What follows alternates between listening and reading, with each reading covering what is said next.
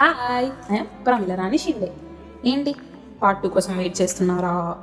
Okay okay okay.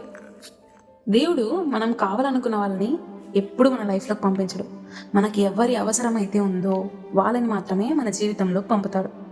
అలాగే నా జీవితంలో మా నాన్న లేని లోటు తీర్చడానికి ఆ మనిషిని నా జీవితంలో పంపించాడు. నేను ఎప్పుడు నా ఫ్రెండ్స్ వదిలేసిపోయారు, నా ఫ్రెండ్స్ మాట్లాడట్లేదు అని ఎప్పుడు బాధపడుతూనే ఉంటా.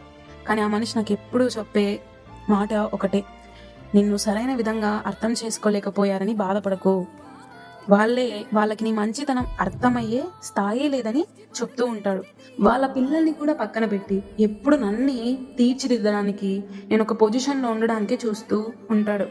ఎంతమంది నన్ను నువ్వు చేయలేవు, నీకు చేత కాదు, నీకు ఏమీ రాదు అని అందరూ అన్నా కూడా ఎప్పుడు నా పక్కనే ఉండి నువ్వు చేయగలవు, నువ్వు సాధిస్తావు అని ధైర్యం చెప్తూ ముందుకు నడిపిస్తూ ఉంటాడు. ఆ ధైర్యమే ఇప్పుడు మీ ముందు నిలబడి మాట్లాడే స్థాయికి తెచ్చింది.